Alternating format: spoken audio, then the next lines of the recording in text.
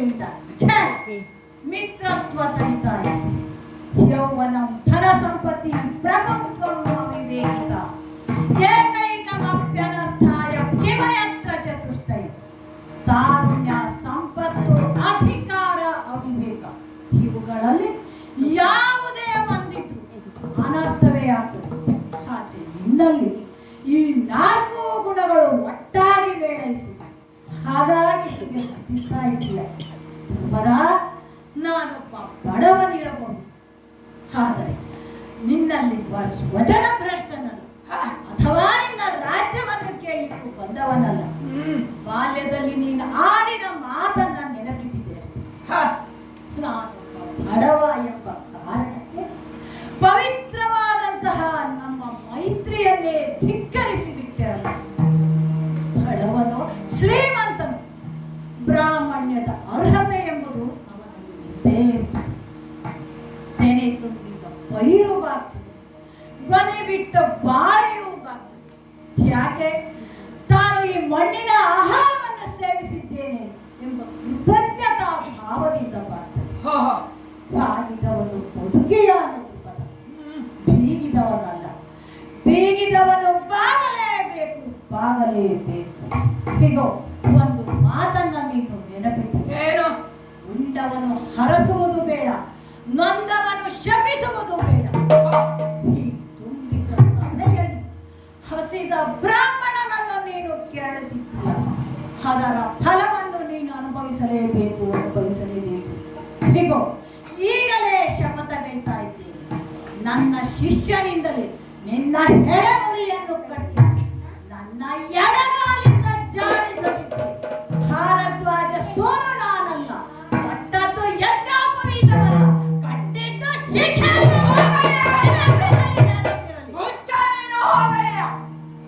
ಕೈಯಲ್ಲಾಗದವ ಮೈಪರಿಸಿಕೊಂಡ ಹಾಗೆ ನೀವು ಭಯಪಡಬೇಡಿ.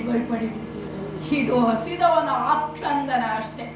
ನಾನೇನು ಅವನಿಗೆ ಕೊಡಲಾದ ಕೃಪಣತೆಯಿಂದ ಬಯದದ್ದಲ್ಲ. ಅವನಿಗೂ ತಾನ್ಯಾರು, ತನ್ನ ಯೋಗ್ಯತೆ ಏನು, ಸಿಂಹಾಸನದ ಎದುರಿನಲ್ಲಿ ಹೇಗೆ ವ್ಯವಹರಿಸಬೇಕು ಎನ್ನುವ ಪರಿಜ್ಞಾನವಿಲ್ಲದೆ ಮಾತನಾಡ್ತಾ ಇದ್ದಾನೆ. ಹೊಟ್ಟೆಗೆ ಕೂಳಿ ತಿನ್ನದ ಇದ್ದರು ಕೆಟ್ಟು ಸೊಪ್ಪ ಮಾಡ್ತಾನೆ ಇದ್ದಾನೆ ನೋಡಿ. ನನಗಲ್ಲ, ಆ ನನ್ನ ದೂತನ ರಕ್ಷಕಾದ್ರೂ ಆದಾನವ. ಒಟ್ಟಿನಲ್ಲಿ ಹಿಂದಿನ ಕಲಾಪವನ್ನೇ ಹಾಳು ಮಾಡಿದ ಅಷ್ಟೇ. ಸಭೆಯನ್ನ ನಾಳೆಗೆ ಮುಂದೂಡ್ತೀನಿ.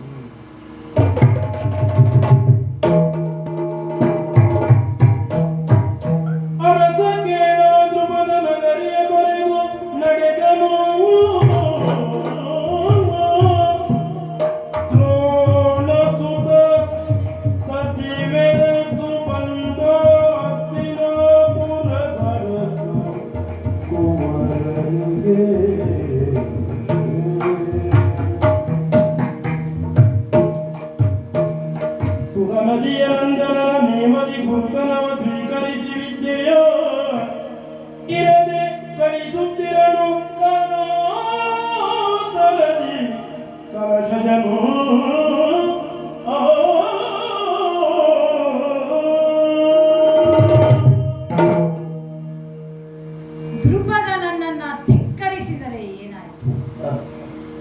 ಈ ವಿಶಾಲವಾದ ಪ್ರಪಂಚದಲ್ಲಿ ಎಲ್ಲಿಯೂ ಬದುಕುವುದಕ್ಕಾಶ್ರಯ ಇಲ್ಲ ಅಂತೇನಿಲ್ವಲ್ಲ. ಪ್ರತಿಜ್ಞಾಬದ್ಧನಾಗಿ ಪಾಂಚಾಲವನ್ನು ತೊರೆದು ಹೊರಬಂದಿದ್ದೇನೆ. ಹೇಗಾದರೂ ಮಾಡಿ ನನ್ನ ಮಾತನ್ನ ತೀರಿಸಿಕೊಳ್ಳಬೇಕಲ್ಲ ಛಲದಿಂದ ಹಸ್ತಿನಗೆ ಬಂದೆ. ಕೃಪೆಯ ಅಣ್ಣ ಕೃಪಾಚಾರ್ಯರ ಮನೆಯಲ್ಲಿ ಕೆಲವು ಕಾಲ ತಂಗಬೇಕು. ಮುಂದೇನು ಅಂತ ಯೋಚಿಸುವುದಕ್ಕಾದರೂ ಸ್ವಲ್ಪ ಸಮಯ ಸಿಗ್ತದ ಅಂತ ಬಂದ್ರೆ, ಮನೆಯ ಎದುರಿನ ಬಯಲಿನಲ್ಲಿ ಹಸ್ತಿನಾವತಿಯ ರಾಜಕುಮಾರರೆಲ್ಲ ಆಟಾಡ್ತಾ ಇದ್ದಾರೆ. ಹಾಡುವ ಭರದಲ್ಲಿ ಆಟದ ಚೆಂಡು ಬಾವಿಯೊಳಗೆ ಬಿದ್ದಿದೆ. ಆ ಚೆಂಡನ್ನು ಮೇಲೆತ್ತುವುದು ಹೇಗೆ ಅಂತ ರಾಜಕುಮಾರರಲ್ಲಿ ಸಮಸ್ಯೆ ಉಂಟಾದಾಗ ಅಲ್ಲಿಯೇ ಇದ್ದ ನಾನು ದರ್ಭೆಯೊಂದನ್ನ ಅಭಿಮಂತ್ರಿಸಿ ಆ ಚೆಂಡನ್ನ ಮೇಲೆತ್ತಿದ್ದೇನೆ. ಈ ವಿಷಯವನ್ನು ತಿಳಿದಂತ ಮಹಾಜ್ಞಾನಿಗಳು, ಆಚಾರದಿಂದಲೇ ಆಚಾರ್ಯ ಪದವಿಯನ್ನು ಪಡೆದಂತಹ ಆ ಭೀಷ್ಮಾಚಾರ್ಯರು ನಾನಿದ್ದ ಕೃಪಾಚಾರ್ಯರ ಮನೆಗೆ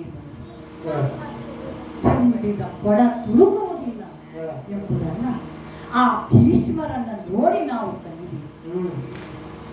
ನಿಮ್ಮಲ್ಲಿರುವ ಅಗಾಧವಾದ ವಿದ್ಯೆಯನ್ನ ನಮ್ಮ ಮಕ್ಕಳಿಗೆ ಹೇಳಿಕೊಡ್ತೀರಾ ಅಂತ ವಿನಮ್ರವಾಗಿ ಕೇಳಿಕೊಂಡು ಫಲ ಆ ಭೀಷ್ಮರ ವ್ಯಕ್ತಿತ್ವಕ್ಕೆ ನಾನು ಮಾಡುವುದು ಅಲ್ಲೇ ಅಂತ ಹೇಳುವುದಕ್ಕಾದರೆ ಅವರ ಕೋರಿಕೆಯನ್ನ ಅಷ್ಟೇ ಸೌಜನ್ಯಯುತವಾಗಿ ಒಪ್ಪಿಕೊಂಡವನ ಕೃಪಾಚಾರ್ಯರ ಮನೆಯ ಸಮೀಪದಲ್ಲಿಯೇ ನನಗೂ ಒಂದು ವಾಸಕ್ಕೆ ಯೋಗ್ಯವಾದ ಮನೆ ಸಿದ್ಧವಾಗಿಯೇ ಇರುವುದು. ಅದೇ ಮುಂದೆ ಗುರುಕುಲವಾಗಿ ಬೆಳೆಯುತ್ತಲ್ಲ. ಈ ಹಸ್ತಿನಾವತಿಯ ಅರಗುವರರಿಗೆ ವಿದ್ಯಾಭ್ಯಾಸವನ್ನು ಮಾಡುತ್ತಾರೆ. ಅದೆಷ್ಟೋ ದಿನಗಳಿಗೆ ಸಂದು ನಾನು ಕುಳಿತಂತಹ ಈ ಕಲ್ಲು ಅದೆಷ್ಟೋ ಮಳೆ ಚಳಿ ಬಿಸಿಲುಗಳನ್ನು ಕಂಡು ತನ್ನ ತನವನ್ನು ಹಾಗೆ ಇಟ್ಟುಕೊಂಡಿದೆ. ಇಲ್ಲಿ ಕುಳಿತ ನಾನು ಹಾಗೆ ನನ್ನ ಬದುಕಿನಲ್ಲಿ ಬಂದಂತಹ ಅದೆಷ್ಟೋ ಕಷ್ಟ ನಿಷ್ಠುರಗಳನ್ನು ಸಹಿಸಿಕೊಂಡು ನನ್ನ ತನವನ್ನು ನಾನು ಕಾಪಿಟ್ಟುಕೊಂಡರು.